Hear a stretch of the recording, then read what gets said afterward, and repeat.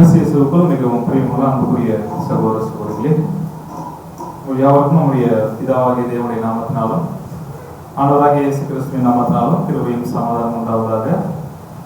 தேவனுடைய பிரதான கிருபை, அவருடைய இரக்கம். ஸோ நம்ம தொடர்ந்து தேவனுடைய ராஜ்யத்தை குறித்ததான சத்தியங்களை நம்ம தியானிச்சுட்டு வரோம்.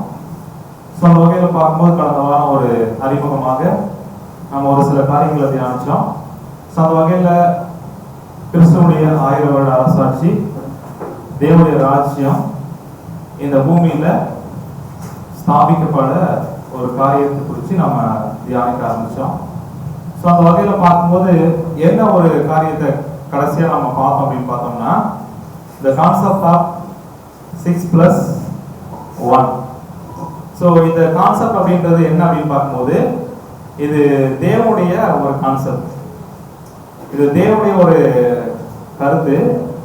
என்ன கருத்து, என்ன கான்செப்ட் அப்படின்னு பார்த்தோம்னா, தெய்வீக கான்செப்ட் அப்படின்ற ஒரு விஷயத்தின் அடிப்படையில் நம்ம 6+1 இது அடிப்படையில் தேவன் என்ன பண்றா அப்படின்னு பார்க்கும்போது செயல்படுறார் அப்படின்ற ஒரு காரியத்தை நம்ம பார்த்தோம். இது எங்க இருந்தே நம்ம பார்க்கலாம் அப்படின்னு பார்க்கும்போது, நம்முடைய தேவன் இந்த ஒரு 7 நாள் காரியங்கள் இருக்குது. ஸோ ஆதியாகமம் 1ஆம் அதிகாரத்திலே நம்ம பார்க்கலாம். அப்படி பார்க்கும்போது 6 நாள் என்ன பண்றாரு அப்படின்னு பார்க்கும்போது எல்லாத்தையும் என்ன பண்றாரு, சிருஷ்டிக்கிறாரு. 7ஆம் நாள் என்ன பண்றாரு, தேவன் ஓய்ந்திருக்கிறார் அப்படின்ற ஒரு விஷயத்தை பார்க்கிறோம். அப்ப அந்த 6 நாள் சிருஷ்டிக்கிற ஒரு விஷயம் அப்படின்னா, அது நம்முடைய நேரத்தின் அடிப்படையில 24 மணி நேரம் கொண்ட ஒரு கால அளவா அப்படின்னு பார்த்தோம்னா இல்லை. அடுத்து கிறிஸ்துவுக்கு ஒரு நாள் அப்படின்றது எத்தனை வருஷம் அப்படின்னு பார்க்கும்போது 1000 வருஷம். அப்ப அந்த 1000 வருஷம் கொண்ட ஒரு காலமா அப்படின்றது ஒரு கேள்வி கேட்டோம்னா அதுவும் இல்லை. இது என்ன காலம் அப்படின்னு பார்க்கும்போது, ஒவ்வொரு நாளும் 7000 வருடங்களை கொண்ட காலப்பகுதி. ஸோ முதலாம் நாள் அப்படின்றது 7000 இயர்ஸ் அப்படின்ற ஒரு விஷயத்தை பார்க்குறோம். ஸோ 2ஆம் நாள் அப்படின்றது அதுவும் எவ்வளவு வருஷங்கள். ஸோ இப்போ ஒவ்வொரு நாளும் 7000 வருஷங்கள் அப்படின்றதுக்கு என்ன ஒரு ஆதாரம் அப்படின்னு பார்த்தோம்னா, நமக்கு எல்லாருக்குமே நல்லா தெரிஞ்ச ஒரு விஷயம், காலக்கணக்கின் அடிப்படையில் 7வது நாள் தேவன் ஓய்ந்திருக்க அந்த 7ஆம் நாள் இருக்கு இல்லைங்களா, அந்த 7ஆம் நாள் எத்தனை வருஷம் அப்படின்னு பார்த்தோம்னா 7000 வருஷம். அப்ப இந்த கடைசியா இருக்கிற அந்த 7ஆம் நாள் அப்படின்ற தேவன் ஓய்ந்திருக்கிற அந்த ஒரு காலத்தை எப்படி நம்ம பார்க்கலாம் அப்படின்னு பார்க்கும்போது 6000 வருடங்கள் பிளஸ் 1000 இயர்ஸ். இதுதான் என்ன அப்படின்னு பார்க்கணும், 6+1 அப்படின்னு நம்ம பார்க்கிறோம். அப்படியே பார்க்கும்போது தேவன் யுகங்களை படைக்கும் போதும் ஒட்டுமொத்த கிரியேஷன்ஸை பூமியில செய்யும் போதும் இதே ஒரு கான்செப்ட் தான் என்ன பண்ணியிருக்கிறாரு, 6 நாள் படைச்சிருக்கிறாரு, 7ஆம் நாள் என்ன பண்ணியிருக்கிறாரு, ஓய்ந்திருக்கிறாரு. அடுத்து இந்த 7ஆம் நாள் அப்படின்றது எத்தனை வருடங்கள் அப்படின்னு பார்க்கும்போது 7000 வருடங்கள். அதுல 6000 வருடங்கள் அப்படின்றது என்ன அப்படின்னு பார்த்தோம்னா, ஆதாம் பாவம் செஞ்சது, அந்த பாவத்துடைய விளைவுக்கு தேவன் ஒட்டுமொத்த மனுக்குலத்தை என்ன பண்ணியிருக்கிறாரு, ஒப்பு கொடுத்த வருடங்கள் எவ்வளவு அப்படின்னு பார்த்தோம்னா 6000 இயர்ஸ் அப்படின்னு பார்க்கிறோம். அடுத்து மீதி இருக்கிற அந்த 1000 வருஷம் அப்படின்றது தான் என்ன அப்படின்னு பார்க்கும்போது நம்முடைய ஆண்டவராகிய இயேசு கிறிஸ்துவுக்கு ஆளுகை செய்யறதுக்காக தேவன் கொடுத்த காலம். அப்போ கடைசியா இருக்கிற இந்த 1000 வருடம் அப்படின்றது என்ன அப்படின்னு பார்க்கும்போது கிறிஸ்துவுடைய ராஜ்யம், அதுதான் 1000 வருட அரசாட்சி. அப்பனா இந்த ஒரு நாள் எப்போ ஆரம்பம் ஆச்சு, 1874. அப்பனா 7ஆம் நாள் எப்போ முடியும், 1000 இயர்ஸ் கழிச்சு முடியுமா? சோ அதான் எந்த வருஷம் கேக்குறேன். சோ 874. அப்பனா 2874ல 1000 இயர்ஸ் கம்ப்ளீட் என்ன பண்ணும் அப்படின்னு பார்க்கும்போது ஆகும். அப்பனா 7ஆம் நாள் என்ன பண்ணும், முடியும். சோ அப்ப அந்த 7ஆம் நாள் அப்படின்றது என்ன அப்படின்னு பார்க்கும்போது கிறிஸ்துவுடைய ராஜ்யம். அது இன்னொரு வகையில சொல்லணும் அப்படின்னா திரும்ப கொடுத்தலினுடைய காலங்கள். மனுஷன் 6000 வருடங்களாக இழந்த விஷயங்களை மீண்டுமாக திருப்பி கொடுக்கிற ஒரு விஷயம் தான் என்ன அப்படின்னு பார்க்கும்போது அந்த கடைசியா இருக்கிற ஒரு 1000 வருஷம். இதுக்கு பல பெயர்கள் இருக்குது. 1000 இயர்ஸ் 1000 வருடம் அரசாட்சி அப்படின்னு சொல்லலாம். அதே வகையில சாபத் டே, அடுத்து 7th டே அப்படின்னாலும் ஒண்ணு, ஓய்வு நாள் அப்படின்னாலும் ஒண்ணு, அதுக்கப்புறம் கிங்டம் ஆஃப் கிரைஸ்ட் அப்படின்னாலும் ஒண்ணு. சோ இது எல்லாமே என்ன அப்படின்னு பார்க்கும்போது இந்த 7ஆம் நாள் அப்படின்ற கடைசியா இருக்கக்கூடிய 1000 வருட அரசாட்சி என்ன பண்ணுது, குறிக்கிறதா இருக்கு. அப்பனா 6+1 அப்படின்ற கான்செப்ட்ல 6000 வருடங்கள் மனுக்குலம் பாவம் தீமை இப்படிப்பட்ட ஒரு அனுபவத்துக்குள்ள போய் முடிஞ்சிருச்சு காலக்கணக்கின் அடிப்படையில. இப்ப எந்த ஒரு 1000 வருஷத்துல நம்ம இருக்கிறோம் அப்படின்னு பார்க்கும்போது 7வது 1000 வருஷத்துல இருக்கிறோம். சோ அப்பனா இந்த ஒரு 7வது ஒரு 1000 வருடம் அப்படின்னு பார்க்கும்போது 7வது நாள் அப்படின்றது சோ இப்போ ஒரு சிலர் மத்தியில எப்படியா இருக்கு அப்படின்னு பார்த்தோம்னா, இப்போ ரெவலேஷன் வெளிப்படுத்தின விசேஷம் 20ஆம் அதிகாரம் 4ஆம் வசனத்துல பார்க்கும்போது அவர்கள் உயிர்த்து கிறிஸ்துவுடனே கூட என்ன பண்றாங்க, 1000 வருஷம் அரசாட்சி செய்யறாங்க அப்படின்ற ஒரு விஷயத்தை பார்த்துட்டு என்ன யோசிக்கிறாங்க அப்படின்னு பார்க்கும்போது, அப்ப அந்த 1000 வருடம் அப்படின்றது அது வேற. அடுத்து கிறிஸ்துவுக்கு 1000 வருஷம் அப்படின்றது 2 பேதுரு 3ஆம் அதிகாரம் 8ஆம் வசனத்துல பார்க்கறீங்களா, பிரியமானவர்களே கர்த்தருக்கு ஒரு நாள் அப்படின்றது 1000 வருஷம், இது வேற. அதுக்கப்புறம் மரித்து என்ன பண்றாங்க அப்படின்னு பார்க்கும்போது, அதாவது உயிர்த்து கிறிஸ்துவனே கூட என்ன பண்றாங்க, ஆட்சி செய்யற அந்த ஒரு விஷயம் அது வேற அப்படின்ற ஒரு அடிப்படையில் என்ன பண்றாங்க அப்படின்னு பார்க்க யோசிக்கிறாங்க. ஆனா இப்ப 1000 இயர்ஸ் அப்படின்ற ஒரு விஷயம் எங்க 1000 வருடம் சொல்லப்பட்டாலும் நம்ம ஒரு தலைப்பின் கீழே நம்ம போய் படிச்சு பார்த்தோம் அப்படின்னா அதுதான் சரியான ஒரு மெத்தட் என்ன பண்ணும் இருக்கும். அப்ப 1000 வருஷம் அப்படின்றது ஒரு இடத்துல வேற மாதிரியும் இன்னொரு இடத்துல இன்னொரு விதமாகவும் தேவனுடைய சித்தத்தின் பிரகாரம் என்ன பண்ணலாம் அப்படின்னு பார்க்கும்போது வசனங்கள் இல்ல. ஆனா அதை ஆராய்ச்சி பண்ணும்போது என்ன பண்ணலாம் அப்படின்னு பார்க்கும்போது நம்ம ப்ரூஃப் பண்ணி காமிக்கலாம். அப்படியா பார்க்கும்போது இந்த வெளிப்படுத்தின விசேஷம் 20ஆம் அதிகாரம் 4ஆம் வசனம் ஏற்கனவே நம்ம பார்த்தோம். 2 பேதுரு 3ஆம் அதிகாரம் 8ஆம் வசனம் இது ரெண்டும் 1000 வருடத்தை குறித்து பேசுது. அடுத்து முக்கியமா இன்னைக்கு நம்ம பார்க்க போற ஒரு விஷயம் இருக்குது. அதுவும் என்ன அப்படின்னு பார்க்கும்போது 1000 வருடத்தை குறித்து பேசுது. அப்ப இங்க சொல்லப்பட்ட எல்லா 1000 வருடங்களும் வேற வேறையா அப்படின்னு பார்க்கும்போது இல்ல, எல்லாம் ஒரே 1000 வருஷத்தை என்ன பண்ணுது குறிக்கிறதா இருக்கு. இது எப்படி நம்ம ப்ரூவ் பண்ணலாம் அப்படின்னு பார்த்தோம்னா, ஒரு சிலர் என்ன நினைக்கிறாங்க அப்படின்னு பார்க்கும்போது வேத வசனங்கள் அந்த வேத வசனத்தை நேரடியாக என்ன பண்றாங்க அப்படின்னு பார்க்கும்போது படிச்சுட்டு அவங்களாவே சுயமா யோசிக்கிறாங்க. என்ன யோசிக்கிறாங்க அப்படின்னு பார்க்கும்போது இப்ப கிறிஸ்து 1000 வருட அரசாட்சியில 2ஆம் வருகையில வந்ததுக்கு அப்புறம் ராஜாவா வந்துட்டாரு. ஆனா ராஜ்யம் என்ன பண்ணல, ஆரம்பிக்கல அப்படின்னு சொல்றவங்க ஒரு பக்கம் என்ன பண்றாங்க அப்படின்னு பார்த்தா இருக்கிறாங்க. இப்போ இந்த ஒரு காரியத்தெல்லாம் நம்ம எப்படி சரியானது எது அப்படின்றத கண்டுபிடிக்க முடியும் அப்படின்னு பார்த்தோம்னா, இப்போ வேத வசனங்கள் இயேசு கிறிஸ்து 2ஆம் வருகையில வந்தாருன்னா எழுதப்பட்ட எல்லாத்தையும் என்ன பண்ணுவாரு, திரும்ப கொடுப்பார் அப்படின்னு அடிப்படையில இந்த பூமியில எந்த மாற்றத்தையும் என்ன பண்ண முடியல, மாம்சங்களால் பார்க்க முடியல. அதனால இயேசு கிறிஸ்து என்ன பண்ணல, ராஜ்யத்தை இன்னும் ஆரம்பிக்கல அப்படின்னு ஒரு விஷயம் இருக்குது. இதெல்லாம் எப்படி அப்படின்னு பார்த்தோம்னா சுயமாவே உங்களுக்கு ஒரு எண்ணம் தோணுது. அந்த அவங்களுடைய சிந்தனை அடிப்படையில இப்படியெல்லாம் என்ன பண்ணணும் இருக்கணும் அப்படின்னு எதிர்பார்க்கிறாங்க. அது என்ன ஒரு விஷயம் அப்படின்னு பார்த்தோம்னா அவங்களுடைய சுய சிந்தனை சுய யோசனை அடிப்படையில் என்ன பண்றாங்க அப்படின்னு பார்க்கும்போது யோசிக்கிறாங்க அது இன்னும் ராஜ்யம் ஆரம்பிக்கல அப்படின்ற ஒரு விஷயம். அப்போ இன்னொரு சாரார் எப்படி யோசிக்கிறாங்க அப்படின்னு பார்க்கும்போது, அப்படியா சரி ஓகே, இப்போ 7ஆம் தூதன் ரசல் அவர் என்ன பண்ணிருக்கிறாருன்னா நம்முடைய ஆண்டவராகிய இயேசு கிறிஸ்து 2ஆம் வருகையில வந்துட்டாரு, ராஜ்யத்தை ஆரம்பிச்சிட்டாரு அப்படின்னு என்ன பண்றாங்க அப்படின்னு பார்க்கும்போது சொல்லியிருக்கிறாரு. இதை ப்ரூவ் பண்றதுக்கு ரசல் பிரதர் ரைட்டிங் என்ன பண்றாங்க, நிறைய பேர் எடுத்து என்ன பண்றாங்க அப்படின்னு பார்த்தோம்னா ப்ரூவ் பண்ண முயற்சிக்கிறாங்க. ஆனா அதெல்லாம் நிறைய பேரால் என்ன பண்ண முடியல, ஏற்றுக்கொள்ள முடிகிறதா இல்ல. அடுத்து இன்னொரு மெத்தட்ல என்ன பண்றாங்க அப்படின்னு பார்த்தோம்னா ட்ரை பண்றாங்க. என்ன மெத்தட் அப்படின்னு பார்த்தோம்னா, இப்ப சுயமா யோசிக்கிற ஒரு விஷயம் இருக்குது, வசனங்களை பார்த்து அப்படியே அவங்களுடைய சுய யோசனைக்கு ஒப்பு கொடுக்கிற ஒரு விஷயம். அடுத்து ரசல் ரைட்டிங் ஒரு விஷயத்தை பாக்குறாங்க, அதன் அடிப்படையில் எல்லா பக்கங்களையும் அடுத்து பிரதர் கோட் பண்ணியிருக்கிற எல்லா இடங்கள்லயும் போயிட்டு என்ன பண்றாங்க அப்படின்னு பார்க்கும்போது இந்த மாதிரி பிரதர் சொல்லியிருக்கிறார் அப்படின்ற ஒரு விஷயத்தை பார்த்தாலும் அவங்களால நம்பிக்கையா என்ன பண்ண முடியல அப்படின்னு பார்க்கும்போது ஏற்றுக்கொள்ள முடியல. அதனால ஒரு சிலர் என்ன முடிவு பண்றாங்க அப்படின்னு பார்க்கும்போது இந்த பக்கம் ராஜ்யம் வந்துருச்சுன்ற கருத்து இருக்கா, ஓகே, அதுக்கப்புறம் வரலன்ற கருத்து இருக்குதா, சரி பரவாயில்ல. இப்ப ரெண்டுத்துக்கும் பாயிண்ட் இருக்கிறதுனால ரெண்டுத்தையும் என்ன பண்ண வேண்டாம் அப்படின்னு பார்க்க ஒரு பக்கம் போக வேண்டாம், நியூட்ரலா என்ன பண்ணலாம் இருக்கலாம் அப்படின்ற ஒரு கருத்துக்கு ஒரு சிலவங்க என்ன பண்றாங்க அப்படின்னு பார்க்க யோசிக்கிறாங்க.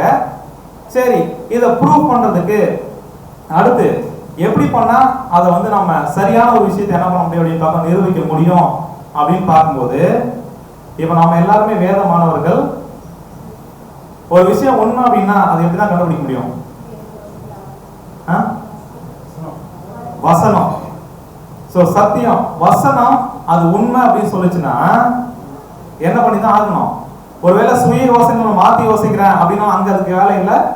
அடுத்தது ரசல் சொன்னதுனால அப்படின்ற ஒரு விஷயத்த என்ன பண்ண வேண்டாம், ஏற்றுக்கொள்ள வேண்டாம். இல்ல இருக்குது இல்ல அப்படின்ற ஒரு கருத்தும் சத்தியத்தின் அடிப்படையில அதுக்கு மாற்று கருத்து இருக்கும் போது எதுக்குதான் நம்ம கீழ்ப்படிஞ்சாகணும்? அப்படின்னா பெஸ்ட் மெத்தட் அப்படின்ற ஒரு விஷயம் என்ன அப்படின்னு பார்த்தோம்னா, வசனங்கள் ஆராய்ச்சி பண்ணணும். அப்படி ஆராய்ச்சி பண்ணும்போது எது உண்மையான சத்தியம் அப்படின்னு வேத வசனம் சொல்லுதோ அவன் அப்படியே நம்புறதுதான் சரியான விஷயமா இருக்கும்.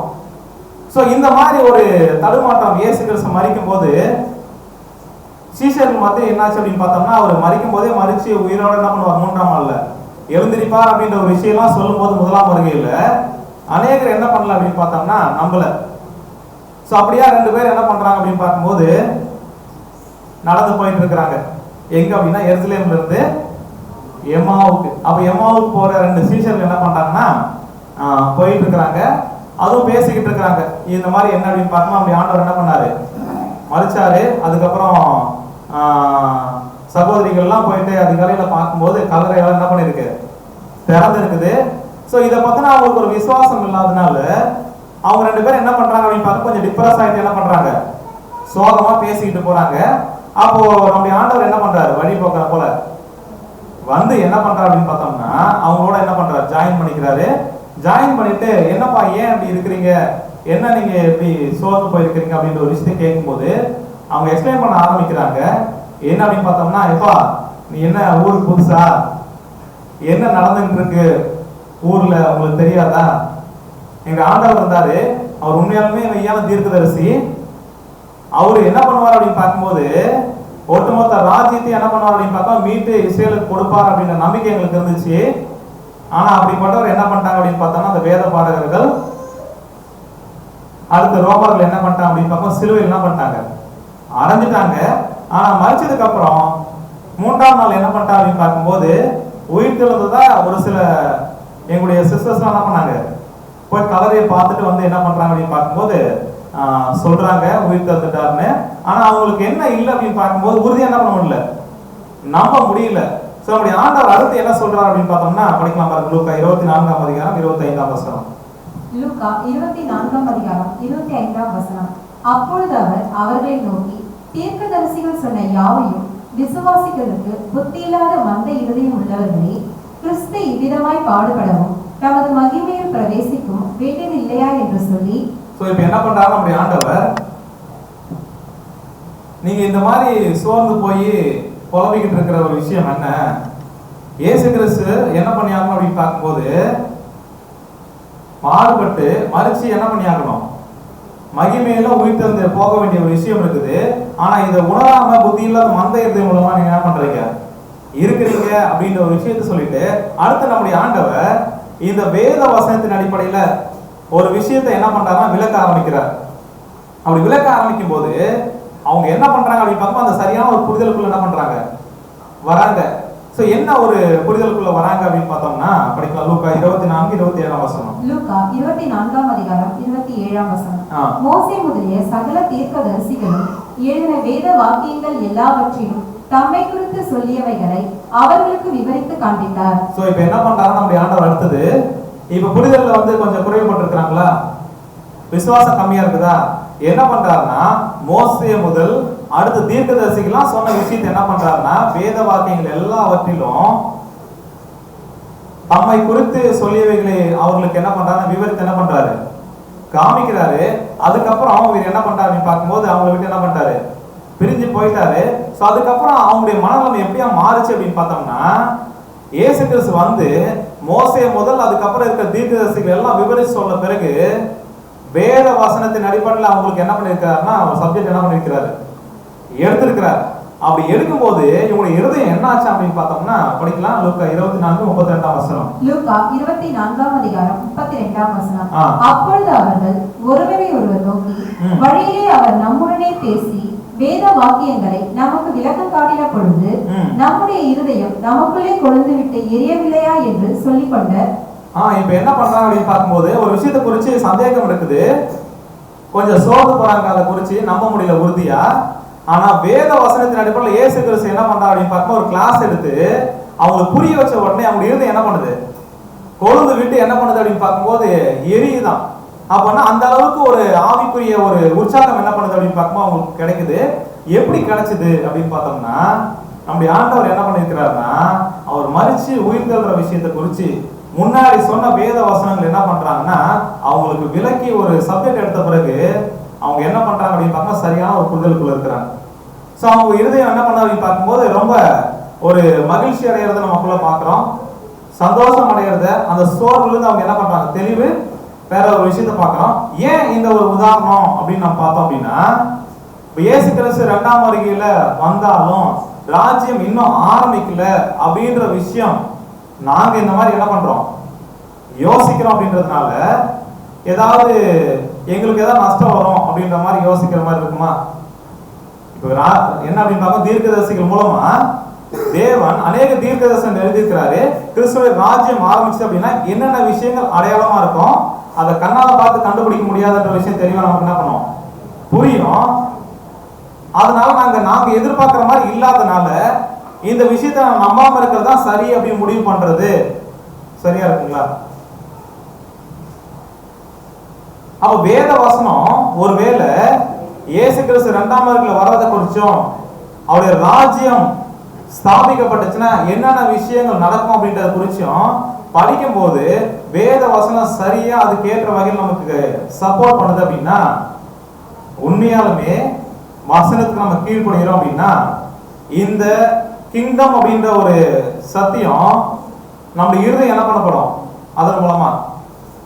வேத வசனம் இப்படி சொல்லுது அப்படியே நம்புறது அப்படின்றது உண்மையாலுமே இது அநேக சோர்வுகள்ல இருந்து குழப்பத்துல இருந்து என்ன பண்ணும் ஒரு தெளிவை என்ன பண்ணும் அப்படின்னு பார்க்கும்போது கொடுக்கும். அப்பதான் நம்முடைய ஆண்டவர் என்ன பண்ணிருக்கிறார் அப்படின்னு பார்க்கும்போது ஒரே தலைப்பின் கீழா இப்ப இயேசு கிறிஸ்து மரிச்சு உயிர்த்தெழுற ஒரு விஷயத்தை குறிச்சு இப்ப இந்த உயிர்த்தெழுற அப்படின்ற ஒரு பாடத்தை என்ன பண்ணிருக்கிறார் இதுக்கு முன்னாடி சொன்ன தீர்க்கதரிசிகள் மூலமா அவரை பத்தி பேசின விஷயத்த இப்ப கையாண்டு இருக்கிறாரு. அதன் மூலமா சீஷர்கள் ஒரு தெளிவான புரிதலுக்குள்ள என்ன பண்ணிருக்கிறாங்க வந்திருக்கிறாங்க. அப்பனா இந்த ஒரே தலைப்பின் கீழே இருந்து அது தலைப்புக்கு உட்பட்ட வசனங்கள் அதுக்குரிய சத்தியங்களை வெளியே வரும்போது அதை படிச்சு ஆராய்ச்சி பார்க்கும்போது அதுல ஒரு தெளிவான புரிதல் என்ன பண்ணும். அப்ப நம்ம ஒரே தலைப்பின் கீழே பேசிக் நம்ம படிச்ச விஷயங்கள் ஆதாம் குறிச்சு என்ன பண்ணிருக்கலாம் நம்ம படிச்சிருப்போம். அடுத்து தலைப்பின் அடிப்படையில் என்ன பண்ணிருப்போம் அப்படின்னு பார்க்க நிறைய படிச்சிருப்போம். அப்ப இந்த 1000 இயர்ஸ் அப்படின்ற தலைப்பை ஏன் நம்ம எடுக்கணும் அப்படின்னு பார்த்தோம்னா இதுக்கே உரிய சத்தியங்கள் என்ன பண்ணுது தீர்க்க தரிசனங்கள் வசனங்கள் சம்பவங்கள் எல்லாம் என்ன பண்ணுது அப்படின்னு பார்க்கும் இருக்குது. அப்ப அந்த தலைப்பின் கீழே நம்ம படிக்கும் போது உண்மையாலுமே ஒரு தெளிவுக்குள்ள நம்ம என்ன பண்ணலாம் வரலாம். சோ அந்த தெளிவு இருந்தாலும் இன்னும் நம்ம உறுதிப்படுத்துறதுக்கு ஒருவேளை வந்து கேட்கறாங்கன்னு வச்சுக்கோங்களேன், இந்த மாதிரி இயேசு கிறிஸ்து 2ஆம் வருகையில வந்து ராஜ்யத்தை ஆரம்பிச்சா சொல்றீங்க, அப்பனா இறந்து போனதெல்லாம் என்ன பண்ணிருக்கணும் மனுக்குலத்துக்கு கொடுக்குற ஆசீர்வாதம் அப்ப இங்கே உயிர்த்தெழுதல் இன்னும் என்ன பண்ணல நடக்கல. அப்ப பூமி என்ன பண்ணணும் இப்ப ஏதே தோட்டம் என்ன பண்ணணும் மாறணும்.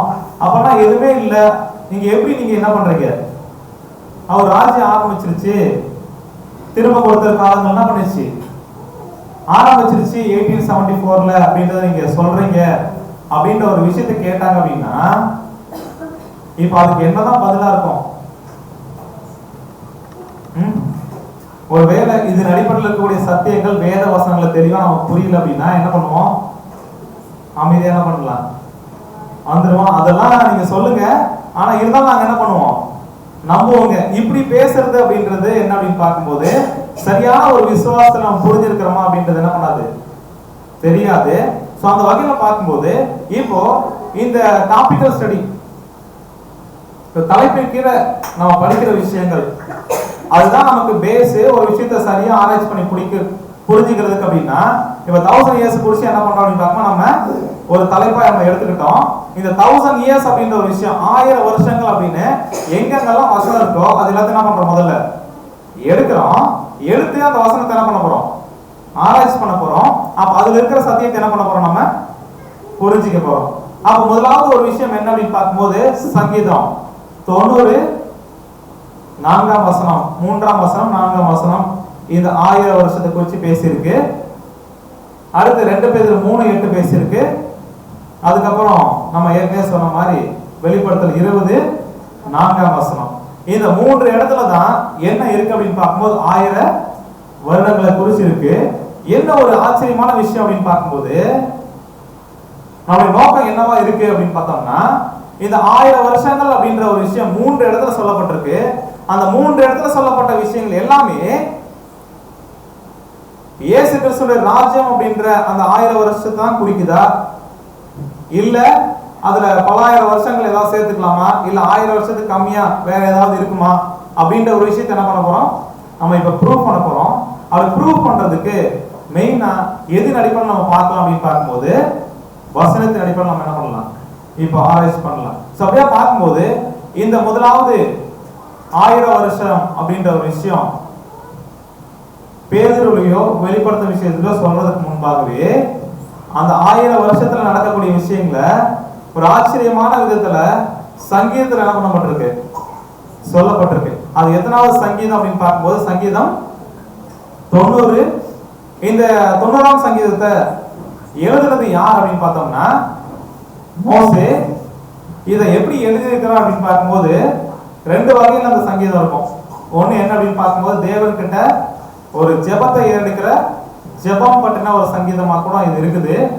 அதே வகையில ஜெபமாகவும் இருக்கும், அடுத்து தீர்க்க தரிசனமாகவும் என்ன பண்ணியிருக்கிறார் சங்கீதத்தை எழுதியிருக்கிறார் மோசை கொண்டு தேவன் அப்படின்னு பார்க்கிறோம். அப்போ இந்த ஒரு சங்கீதம் நம்ம 1ஆம் வசனத்துல என்ன பண்ணலாம், படிக்க ஆரம்பிக்கலாம். இந்த சங்கீதம் 90ல 1ல இருந்து ஒரு 4 வசனங்களை படிக்க போறோம். ஏன் படிக்க போறோம் அப்படின்னா இந்த 1000 இயர்ஸ் அப்படின்ற ஒரு விஷயத்துக்கு ஃபர்ஸ்ட் ரெஃபரன்ஸ் எங்க தான் இருக்கு அப்படின்னு பார்த்தோம்னா பைபிள்ல இங்க தான் இருக்கு. அப்ப இங்க ஒரு 1000 வருட அரசாட்சி பத்தி, அதாவது 1000 இயர்ஸ் பத்தி இங்க மென்ஷன் பண்ணியிருக்கிறாங்க. அப்ப நேரடியா பார்க்கும்போது அந்த 1000 இயர்ஸ் என்ன சொல்ல வருதுன்னே நமக்கு என்ன பண்ணாது, புரிஞ்சுக்கிறது கஷ்டமா இருக்கும். கண்டிப்பா நம்ம போன வருஷமே வந்து இதை பத்தி தான் போன வாரமே நம்ம இதை பத்தி பார்க்க போறோம் சொல்லும் போது போய் படிச்சிருக்கலாம். அவன் படிக்கும் போது இந்த வசனம் வந்து 1000 வருஷத்தை பத்தி பேசுது. ஆனா எந்த 1000 வருஷத்தை பத்தி பேசுது அப்படின்னு நமக்கு என்ன பண்ணாது, புரிஞ்சிருக்காது. சோ அப்ப நம்ம டீப்பா ஆராய்ச்சி பண்ணலாம். சோ 1ஆம் வசனத்துல நம்ம போயிடலாம். சங்கீதம் 90 1ஆம் வசனம் படிக்கலாம். சங்கீதம் 90ஆம் அதிகாரம் 1ஆம் வசனம். ஆண்டவரே, தேவரின் தலைமுறை தலைமுறையாக எங்களுக்கு அடைக்கலமானவர்.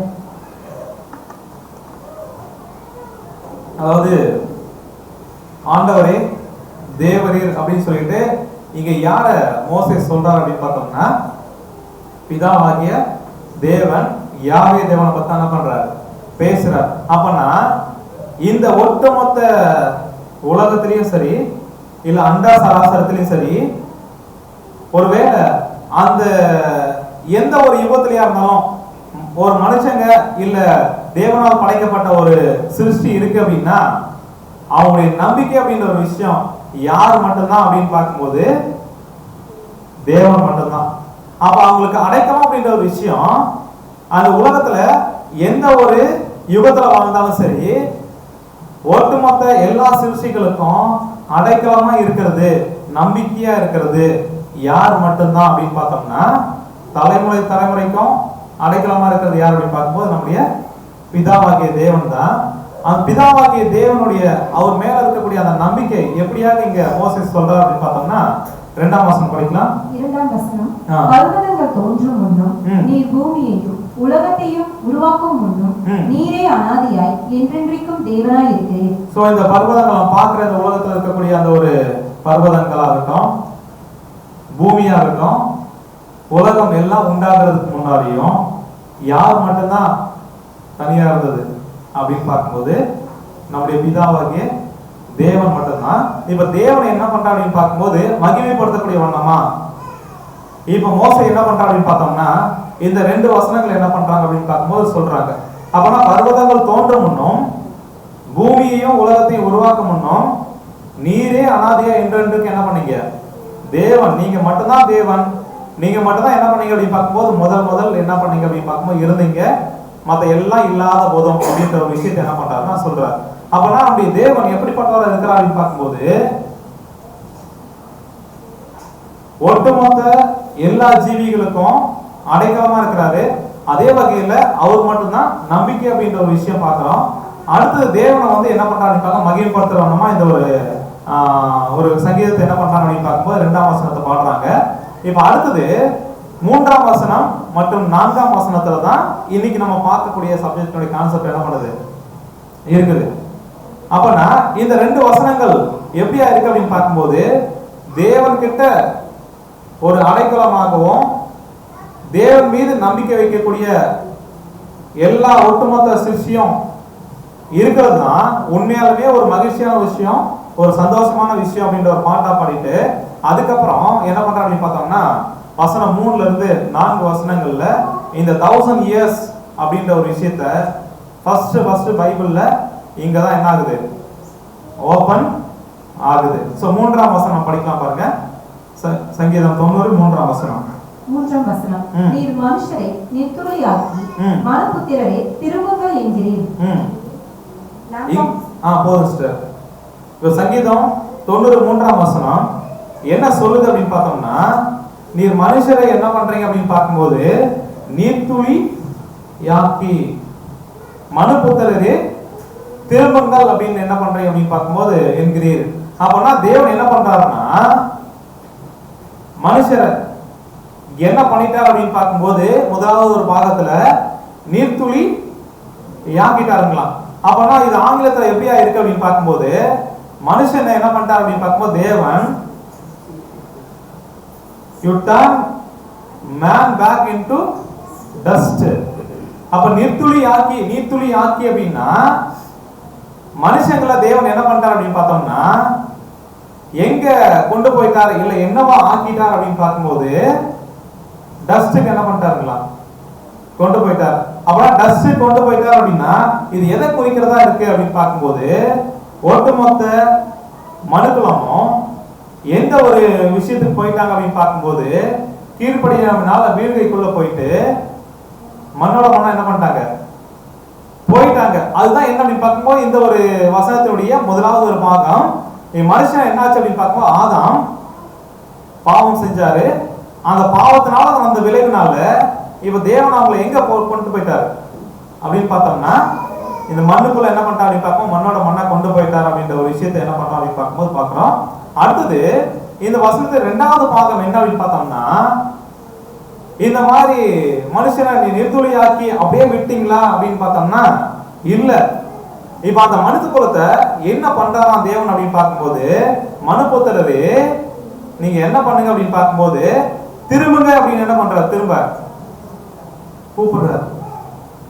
அப்போ ஆங்கிலத்தில் படிக்கும் போது and say return o children of man. நீங்க என்ன பண்ணுங்க அப்படின்னு பார்க்கும்போது மனுபுத்திரரே திரும்புங்க. அப்ப ரிட்டர்ன் அப்படின்ற ஒரு விஷயம் திரும்ப என்ன பண்ற அப்படின்னு பார்க்கும்போது வர ஒரு விஷயம் மண்ணாகுது அப்படின்னு பார்த்தோம்னா டஸ்டுக்கு என்ன பண்றாரு அப்படின்னு பார்க்கும்போது கொண்டு போயிட்டார். எல்லாம் மறிச்சு மண்ணோட மண்ணா என்ன பண்ணிட்டாங்க ஆயிட்டாங்க. ஆனா அப்படி போனவங்கள மீண்டுமாக என்ன பண்ற சொல்ற தேவன் உயிர் தெளிப்புற ஒரு விஷயத்தை என்ன பண்றாங்க அப்படின்னு பார்க்கும்போது இந்த வசனத்துல என்ன பண்றாங்க அப்படின்னு பார்க்கும்போது சொல்றாங்க. அப்படியா இந்த மனுஷங்களை மரணம் அதுக்கப்புறம் என்ன பண்ணிட்டாங்க அப்படின்னு பார்க்கும்போது நீர்த்துளியாக்கி என்ன பண்ணிட்டாங்க அப்படின்னு பார்க்கும்போது ஒரு அறிவுக்குள்ள என்ன பண்ணிட்டாங்க அப்படின்னு பார்க்கும்போது போயிட்டாங்க. அடுத்து 2வது ஒரு பாகம் என்ன சொல்லுது அப்படின்னு பார்த்தோம்னா மனுபுத்திரரே திரும்புங்க அப்படின்ற ஒரு விஷயத்தை என்ன பண்றாருன்னா சொல்றாரு. அப்பனா திரும்புங்க அப்படின்ற ஒரு விஷயம் இது எதை குறிக்கிறதா இருக்கு அப்படின்னு பார்க்கும்போது மீண்டுமாக உயிர்த்து எழுப்புற ஒரு விஷயத்தை என்ன பண்ணுது அப்படின்னு பார்க்கும்போது குறிக்கிறதா இருக்கு. சோ அப்படியே பார்க்கும்போது இந்த சங்கீதம் 90 3ஆம் வசனம் அப்படின்றது ஒரு சின்ன வசனம் தான். ஒரு சில வார்த்தைகள் தான் இந்த ஒரு வசனத்துல இருக்குது. ஆனா இதனுடைய அர்த்தத்தை போய் பார்க்கும்போது மனுஷன் விழுந்த ஒரு விஷயம் அழிவுக்குள்ள போன ஒரு விஷயத்தையும் அடுத்து இந்த அழிவுக்குள்ள போன மனுஷனை மீண்டுமாக உயிர் தெழுப்புற ஒரு விஷயத்தையும் சேர்த்து என்ன பண்ணுது அப்படின்னு பார்க்கும்போது ஒரு மிகப்பெரிய ஒரு சத்தியம் என்ன பண்ணுது அப்படின்னு பார்க்கும்போது இந்த ஒரு வசனத்துக்குள்ள அடங்கி இருக்கிறத நம்ம பார்க்கிறோம். அப்ப இந்த ஒரு விஷயம் ரெண்டு பாகம் இருக்கு இல்லைங்களா? ஒண்ணு நிர்துளியாக்கி அழிவுக்குள்ள போன ஒரு விஷயம் ஒரு பாகம் இருக்குது. அதுக்கப்புறம் என்ன பண்ண சொல்றாரு? திரும்ப ரிட்டர்ன் என்ன பண்ணி பார்க்கும்போது உயிர்த்து வர ஒரு விஷயம் இருக்குது. அப்ப உயிர்த்திலிருந்து வர ஒரு விஷயமும் மறிக்கிற ஒரு விஷயமும் ரெண்டு சம்பந்தப்படுத்தி என்ன பண்ணுது? ரெண்டு பாகமா 3ஆம் வசனம் சொல்லுது. அடுத்து 4ஆம் வசனம் படிக்கும் போது இங்கதான் நம்ம என்ன பார்க்கிறோம் அப்படின்னு பார்த்தோம்னா, முதலாவது ஒரு 1000 வருஷத்தை என்ன பண்றோம்? இடம்பெற்றிருக்கிற வசனமா நம்ம பார்க்கிறோம். சோ இந்த சங்கீதம் 94ஆம் வசனம் படிக்கலாம். சங்கீதம் 90ஆம் அதிகாரம் 4ஆம் வசனம். உமது பார்வைக்கு 1000 வருஷம் நேற்று கழிந்த நாள் போலவும் ராசாமம் போலவும் இருக்கிறது. தேவனுடைய பார்வைக்கு இப்ப யாரை பத்தி தான் பேசிட்டு இருக்காரு? பிதாவாகிய தேவனை பத்தி தான் பேசிட்டு இருக்காரு. அப்ப அவருடைய பார்வைக்கு 1000 வருஷம் அப்படின்றது எப்படி இருக்கா அப்படின்னு பார்க்கும்போது நேற்று கழிந்த நாள். அடுத்தது எப்படியா இருக்கா அப்படின்னு பார்க்கும்போது அந்த 1000 வருஷம் அப்படின்ற ஒரு விஷயம் அவருடைய பார்வைக்கு ராசமம் போல என்ன பண்ணுதுங்களா? இருக்குதுங்களா? இங்க ஒரு விஷயம் என்ன ஆகுது அப்படின்னு பார்க்கும்போது மிஸ் ஆகுது. ஆனா ஆங்கிலத்துல இந்த ஒரு வசனம் என்ன பண்ணுது அப்படின்னு பார்க்கும்போது சேர்த்திருக்கிறாங்க. என்ன அப்படின்னு பார்த்தோம்னா, இதுக்கு முன்னாடி 3ஆம் வசனத்தினுடைய ஒரு கண்டினியூவேஷன் தான் இந்த 4ஆம் வசனம். ஃபார் அப்படின்னா என்ன ஒரு காரியத்துக்கு குறிக்கதா இருக்கு அப்படின்னு பார்க்கும்போது ஏற்கனவே சொல்லப்பட்ட விஷயங்களுடைய இதனுடைய அடுத்த கண்டினியூவேஷன் என்ன இருக்கு அப்படின்னு பார்க்கும்போது இந்த வசனம் இருக்குது. எப்படி இருக்கு அப்படின்னு பார்க்கும்போது உங்களுடைய பார்வைக்கு 1000 வருஷம் அப்படின்றது எப்படியா இருக்கு அப்படின்னு பார்த்தோம்னா நேற்று கழிந்த நாள் போல இருக்குது அப்படின்ற ஒரு பாகத்தையும், அடுத்து ரெண்டாவது இது எதை குறிக்கிறதா இருக்கு அப்படின்னு பார்க்கும்போது ரெண்டாவது ஒரு பாகம் ராசாமம் போல என்ன பண்ணுதுங்களா? இருக்குதுங்களா? அப்போ உங்களுடைய பார்வைக்கு 1000 வருஷம் நேற்று கழிந்த நாள் அப்படின்னா அப்போ 3ஆம் வசனத்திலேயே முதலாவது பாகம் 4ஆம் வசனத்திலேயே முதல் பாகத்தோட என்ன ஆகுது? மேட்ச் ஆகுது. மனுஷரை நீர் நீர்த்துளி ஆக்கி அப்படின்னா அது எப்போ அப்படின்னு பார்க்கும்போது ஆதாம் பாவம் செஞ்சு அந்த முதலாவது ஒரு 1000 வருடம் என்ன பண்ணுது? அது குறிக்கிறதா இருக்குது. அடுத்து உயிர் திறந்து வாங்க அப்படின்ற ஒரு விஷயம் இங்க எப்படியா இருக்கு அப்படின்னு பார்க்கும்போது ராஜாமம் போல என்ன பண்ணுதுங்களா? இருக்குதுங்களா? அப்பன்னா வாட்ச் இந்த நைட் அப்படின்றத நம்ம என்ன பண்ண போறோம்? அடுத்து ஆராய்ச்சி பண்ண போறோம். அப்ப மனுஷனை நிர்துளியாக்கி அப்படின்னா மனுஷனை டஸ்டா மண்ணுக்கு உள்ள போன ஒரு விஷயத்த, ஒரு அழிவுக்குள்ள போன ஒரு விஷயத்த எப்படியா இருக்கு அப்படின்னு பார்க்கும்போது தேவனுடைய பார்வையில 1000 வருஷம் அது நேற்று கழிந்த நாள் போல என்ன பண்ணுதுங்களா? இருக்குதுங்களா? அப்ப இந்த 1000 வருஷம் அப்படின்றது எதை குறிக்குது அப்படின்னு பார்க்கும்போது ஆதாம் பாவம் செஞ்சு அந்த பாவத்துடைய விளைவா ஒட்டுமொத்த மனுக்குலமும் என்ன ஆகுது அப்படின்னு பார்க்கும் மரணத்துக்குள்ள போற ஒரு விஷயத்தை என்ன பண்ணுது? இது குறிக்கிறதா இருக்குது. அதுதான் 1000 வருஷம் அப்படின்றது தேவனுடைய பார்வையில நேற்று கழிந்த நாள் அப்படின்னா ஆதாம் பாவம் செஞ்சு அந்த ஒரு 1000 வருடம் அப்படின்ற ஒரு விஷயம் ஒரு அழிவுக்குள்ள என்ன பண்ற ஒரு போன ஒரு விஷயத்தை என்ன பண்ணுதுன்னா இது குறிக்கிறதா இருக்கு.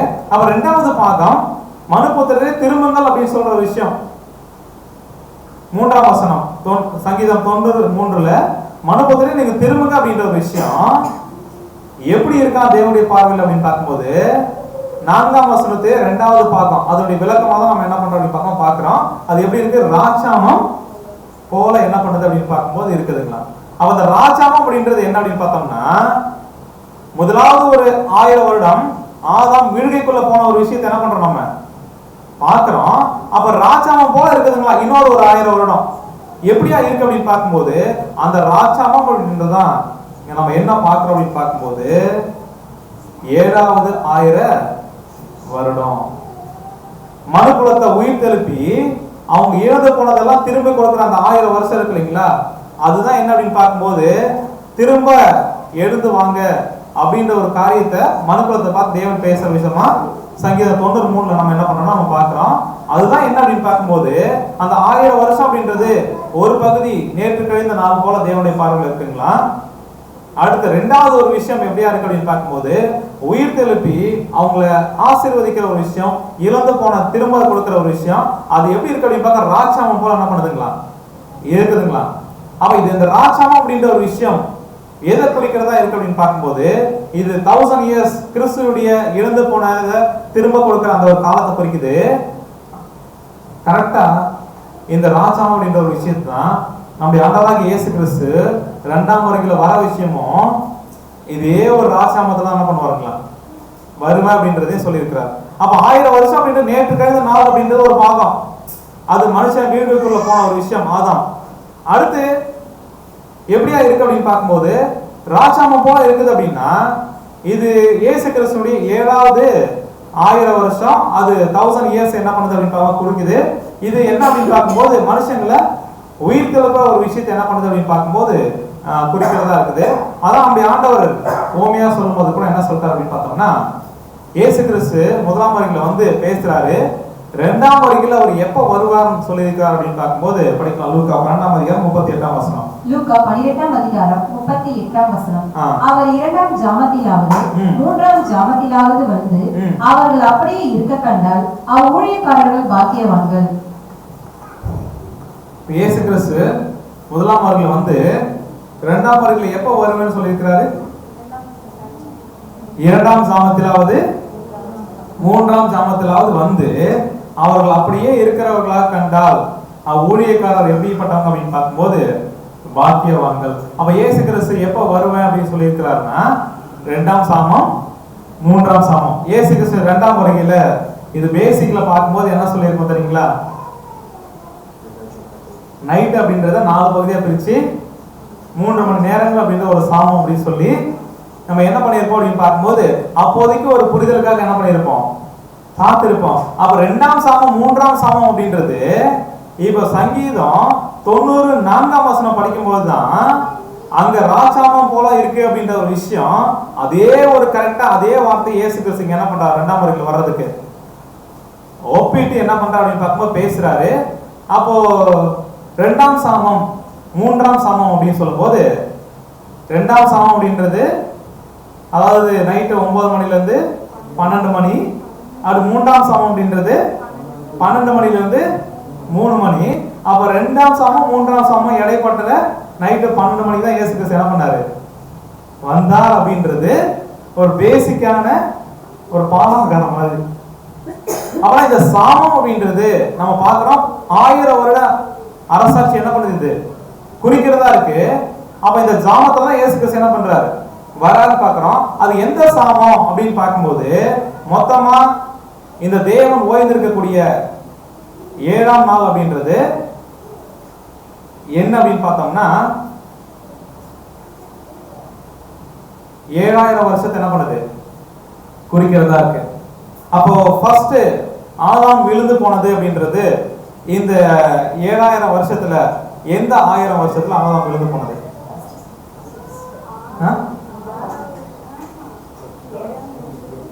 அதாவது என்ன அப்படின்னு பார்க்கும்போது தேவனுக்கு ஒரு ஒரு நாள் அப்படின்றது 7000 வருஷம். அதை இப்ப விட்டுருங்க. 7வது ஒரு நாள் இருக்கு இல்லைங்களா, 7000 வருஷம் கொண்டது. இப்ப அந்த 7ஆம் நாள் தான் நாங்க என்ன பண்ணிருக்கிறேன் போட்டிருக்கிறேன். அப்ப 7ஆம் நாள் அப்படின்றது எத்தனை வருஷம் அப்படின்னு பார்த்தோம்னா 7000 வருஷம். அப்ப ஆதாம் படைக்கப்பட்டது எப்போ அப்படின்னு பார்க்க 6வது நாள்ல படைச்சிட்டாரு. அப்ப 7ஆம் நாள் அப்படின்ற ஒரு விஷயம் தேவன் ஓய்ந்திருக்கிற அந்த ஒரு நாள் அப்படின்றது எப்போ ஆரம்பம் ஆகுது அப்படின்னு பார்த்தோம்னா ஆதாம் எப்போ பாவத்துக்குள்ள விழுந்தாரோ அங்க இருந்து என்ன பண்ணுது ஸ்டார்ட் ஆகுது. அப்படின்னா ஆதாம் எப்போ விழுந்தார்? சரி, ஓகே, கரெக்டான பதில். ஈஸியான கேள்விதான், ஈஸியான பதில் தான். ஆதாம் எந்த ஒரு 1000 வருஷத்துல விழுந்து போனார் அப்படின்னு பார்க்கும்போது முதலாம் 1000 வருஷத்துல. சோ ஆதாமுடைய விழுகை எங்க பார்க்கலாம் அப்படின்னு பார்க்கும்போது இதுதான் சங்கீதம் 90 என்ன பண்றான்னு பார்க்கும்போது அதாவது உங்களுடைய பார்வைக்கு 1000 வருஷம் அப்படின்றது நேற்று கழிந்த நாள் அப்படின்னு சொல்லும்போது முதலாவது ஆதாம் விழுந்து போனா அந்த 1000 வருஷத்தை என்ன பண்ணுது இது குறிக்கிறதா இருக்குது. அடுத்தது இயேசு கிறிஸ்து 1ஆம் வருகையில வந்தது இந்த 7000 வருஷத்துல எந்த 1000 வருஷத்துல வந்தார்? அது தெரிஞ்சாதான் அவரு 2ஆம் சாமத்திலேயாவது 3ஆம் சாமம் அப்படி சாமம் அப்படி சொல்லும்போது 1000 வருஷம். அப்ப எந்த 1000 வருஷத்துல அவர் வந்திருக்கிறார்ன்றது என்ன பண்ண முடியும், நம்ம கண்டுபிடிக்க முடியும். அப்ப இயேசு கிறிஸ்து 1ஆம் வருகையில வந்தது இந்த 7000 வருஷத்துல எந்த நாள்ல, எந்த 1000 வருஷத்துல? சோ இயேசு கிறிஸ்து வந்தது எப்ப அப்படின்னு பார்க்கும்போது 5வது 1000 வருஷம். எதுல இருந்து அப்படின்னு பார்க்கணும், ஆதாம் பாவம் செஞ்சதுல இருந்து 5வது ஒரு 1000 வருஷம் வந்திருக்கு இல்லைங்களா. அப்பதான் இயேசு கிறிஸ்து என்ன பண்ணாருன்னா முதலாம் வருகையில வந்தாரு. அப்ப இயேசு கிறிஸ்து வந்து பிறக்கும் போது இந்த உலகத்துக்கு எத்தனை வயசு அப்படின்னு பார்த்தோம்னா ஆதாம் விழுந்து போனதுல இருந்து 4120 ஓகே. சோ 4126 அப்படின்றது எத்தனாவது ஒரு 1000 அப்படின்னு பார்க்கும்போது 5ஆம் 1000 வருடம். கரெக்டுங்களா? இப்ப 4000 வரைக்கும் 4000 வருஷம் முடிஞ்சிருச்சு. 4 நாள் முடிஞ்சிருச்சு. 1000 வருஷம் 4000 வருஷம். 5வது நாள் எங்க இருந்து ஆரம்பிக்குது அப்படின்னு பார்க்கும்போது 4001ல இருந்து 5000 வரைக்கும் எத்தனாவது நாள் தான்? இது கூட எங்களுக்கு தெரியாத பிரதர் அப்படி கேக்குறீங்களா?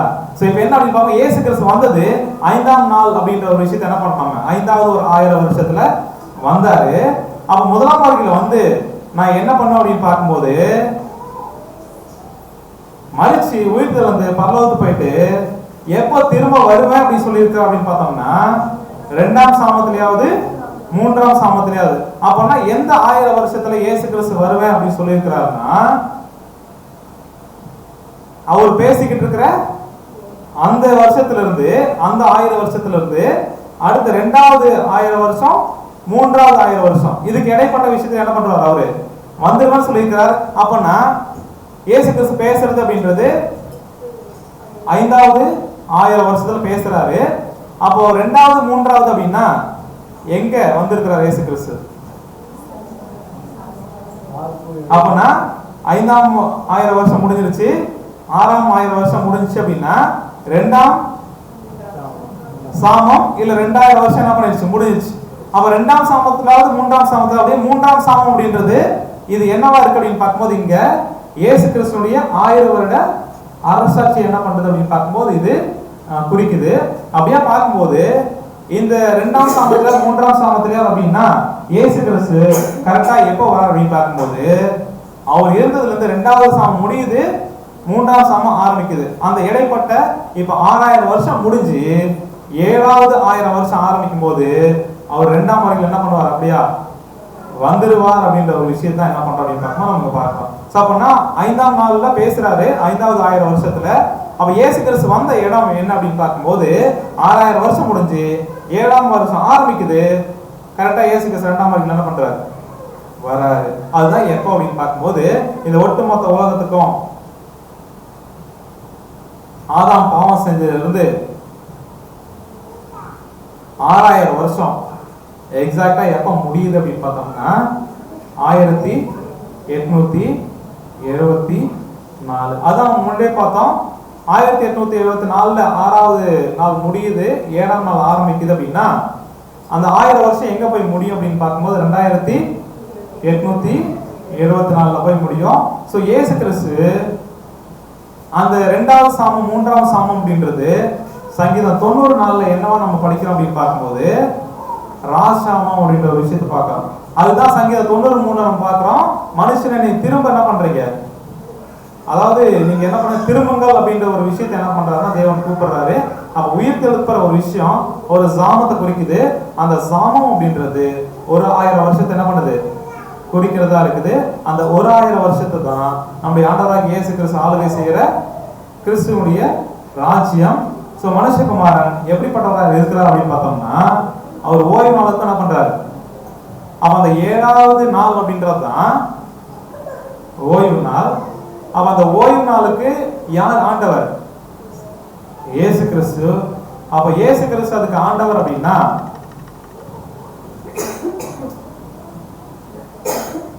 இப்ப இயேசு கிறிஸ்து அந்த 1000 வருஷத்துக்கு இவர் எப்படிப்பட்டவரா இருக்கிறார் அப்படின்னு பார்க்கும்போது ஆண்டவரா இருக்கிறாரு. அதே வகையில் அந்த 1000 வருஷத்துக்கு ராஜாவும் என்ன பண்றாரு இருக்கிறார். அப்பனா இயேசு கிறிஸ்து 1874ல வந்து ஒருவேளை ராஜ்யம் ஆரம்பிக்கல அப்படின்ற ஒரு விஷயம் இருந்துச்சுன்னு வச்சுக்கீங்களேன், அவர் 2ஆம் வருகையில வந்திருக்கிற நோக்கமே அர்த்தமெல்லாம் என்ன பண்ணியிருக்கோம் ஆயிருக்கும். அப்பனா இயேசு கிறிஸ்து 2ஆம் வருகையில எப்போ வருவன்றாருன்னா 2ஆம் சாமத்துல 3ஆம் சாமத்துல அப்படி பார்க்கும்போது 2ஆம் சாமம் முடியுது, கரெக்டா 3ஆம் சாமம் ஆரம்பிக்கிற அந்த 7000 வருஷத்துடைய ஆரம்பத்துல என்ன பண்றாருன்னா இயேசு கிறிஸ்து வராரு. அப்ப இந்த ஒரு விஷயம் எதை குறிக்கிறதா இருக்கு அப்படின்னு பார்த்தோம்னா நம்ம பைபிள் எடுத்துக்கலாம். அப்போஸ்தலர் 3ஆம் அதிகாரம் 19ஆம் வசனத்தில் படிக்கலாம்.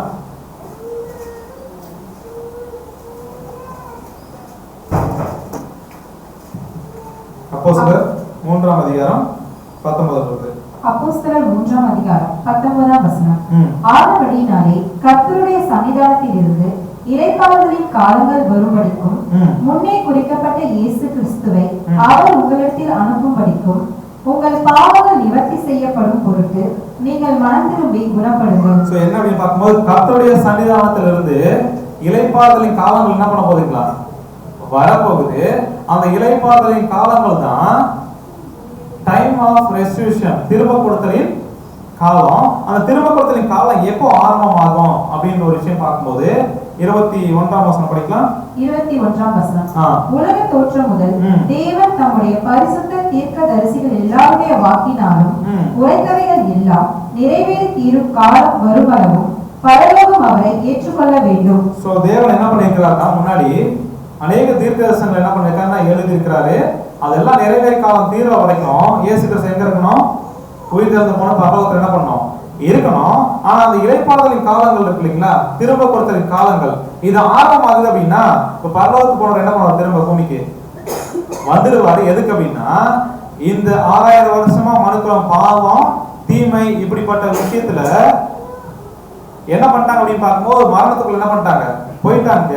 அது எல்லாத்தையும் சீர்படுத்துறதுக்காக, திரும்ப கொடுக்கறதுக்காக இயேசு கிறிஸ்து என்ன பண்றாரு அப்படின்னு பார்க்கும்போது, இந்த இளைப்பாறுதலின் காலங்கள்ல என்ன பண்றாரு பார்க்கும்போது, அவர் ராஜாவா இருந்து இந்த ஒரு 1000 வருஷத்தை என்ன பண்றாருன்னா ஆளுகை செய்கிறார் அப்படின்ற ஒரு விஷயத்தை நம்ம என்ன பண்றோம் பார்க்கிறோம். அப்படியா பார்க்கும்போது இந்த சங்கீதம் 90 அப்படின்ற ஒரு விஷயம் இது எதை குறிக்கிறதா இருக்கு அப்படின்னு பார்க்கும்போது, இந்த 4ஆம் வசனம் ஒரு 1000 வருஷம் நேற்று கழிந்த நாள் அப்படின்றது ஆதாம் விழுவிக்குள்ள போன ஒரு விஷயத்தை குறிக்குது.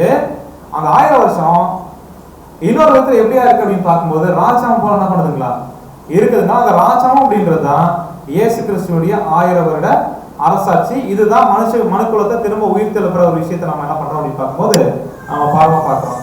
அப்ப இங்க சொல்லப்பட்ட 1000 வருஷம் அப்படின்றது இப்ப பேதுரு 2 பேதுரு 3:8 பார்க்கிற ஒரு விஷயம்.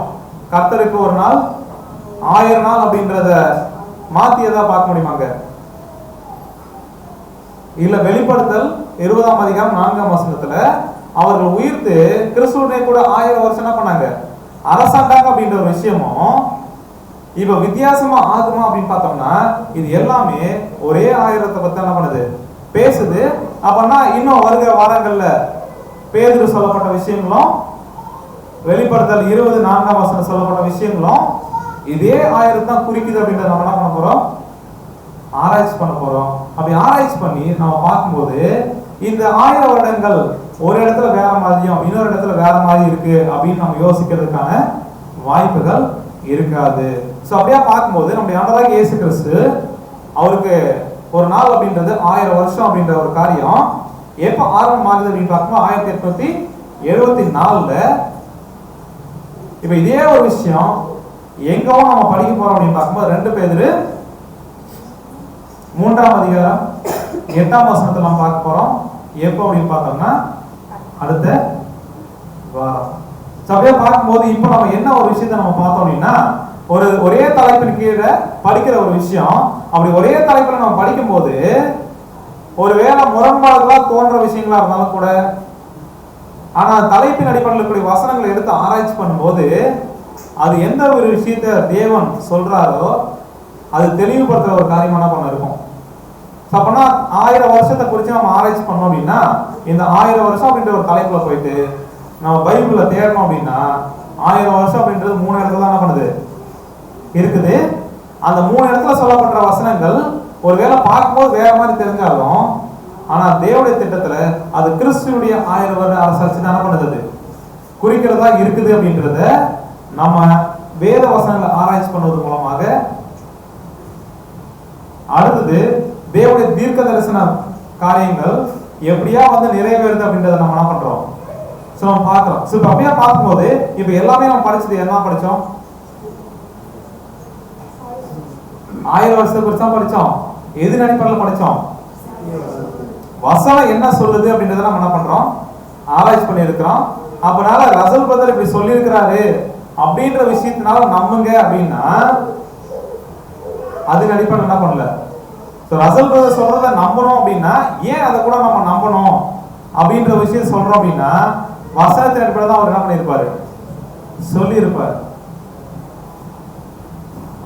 அப்படியாக எந்த சுய கருத்து என்ன பண்ணல அப்படின்னு பார்க்கும்போது வசனத்தை இப்படியா பார்க்கிறோம், வசனத்தை இப்படியா ஆராய்ச்சி பண்றோம், இப்படியா வசனம் சொல்லுது, இதன் அடிப்படையில தான் அவரும் பேசியிருக்கிறார். அதனாலதான் அவருடைய வார்த்தைகள் நம்ம என்ன பண்றோம், அப்படியே ஏற்றுக்கொள்றோம். ஒருவேளை ரசல் பிரதர் சொல்ற விஷயம் வசனங்கள் படிச்சு சொல்லுங்களா, இதுக்கு மாறா இருக்கு அப்படின்னா என்ன பண்ணலாம், என்ன பண்ணுவோம்,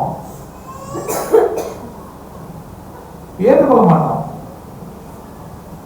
ஏன் அப்படின்னு பார்த்தோம்னா நம்ம ஒரு விஷயத்தை நம்புறோம் அப்படின்னா அதை விசுவாசிக்கிறோம் அப்படின்னா அது எது அடிப்படையில் இருந்தா மட்டும்தான் அப்படின்னு பார்த்தோம்னா வேத வசனத்தின் அடிப்படையில் இருந்தா மட்டும்தான். அப்படியாக வேத வசன அடிப்படையில் சகோதரர் என்ன பண்ணிருக்கா அப்படின்னு பார்க்கும் ஆராய்ச்சி பண்ணி விலக்கி இருக்கிறாரு. அதனால நம்ம என்ன பண்றோம், அதை என்ன பண்றோம் அப்படின்னு பார்ப்போம், விசுவாசிக்கிறோம், நம்புறோம். ஸோ அப்படின்னா இந்த நம்பிக்கை அப்படின்ற ஒரு விஷயம் எதிர் அடிப்படையில் அப்படின்னு பார்க்கும்போது வேத வசனத்தின் அடிப்படையில் இருக்கிறதுனால நம்ம ஏதோ நம்முடைய விசுவாசம் அப்படின்னு பெயர் சபையில் நிறைய விஷயம் வச்சிருக்கிறாங்கல்ல, அதாவது பைபிள் ஸ்டூடெண்ட் அப்படின்னா இவங்க 2ஆம் வரைக்கும் என்ன பண்ணணும், விசுவாசிக்கிறாங்க அப்படின்னு ஏற்படுத்தப்பட்ட விஷயமா இது என்ன பண்ணல, ஒருபோதும் கிடையாது. மாறாக தேவனுடைய தீர்க்க தரிசனங்கள் அதுக்கப்புறம் நம்ம படிக்க போறோம். என்னென்ன விஷயம் அப்படின்னு பார்ப்போம், யூபிலியை பத்தி படிக்க போறோம், காலக்கணக்கை பத்தி படிக்க போறோம். அப்புறம் இன்னும் மிச்சம் இருக்கிற இந்த 2 பேர் 3ஆவது 8ஆம் வசனத்தை படிக்க போறோம், வெளிப்படுத்தல் 24 படிக்க போறோம். அப்படின்னா எல்லாமே தீர்க்க தரிசன அடிப்படையிலும் வசனத்தின் அடிப்படையில் நம்ம என்ன பண்ண போறோம் அப்படின்னு பார்க்கும்போது ஆராய்ச்சி பண்ண போறோம். ஸோ அதன் அடிப்படையில் இது சரியா இருக்கிறதுனால தான் இந்த ஒரு விசுவாசத்துக்கு நம்ம எல்லாம் என்ன பண்றோம் இருக்கிறோம் அப்படின்ற ஒரு விஷயத்தோட பொறுமையோட கேட்டவங்களை தேவன் தாமே ஆசீர்வதிப்பார்கள். ஆமாம்.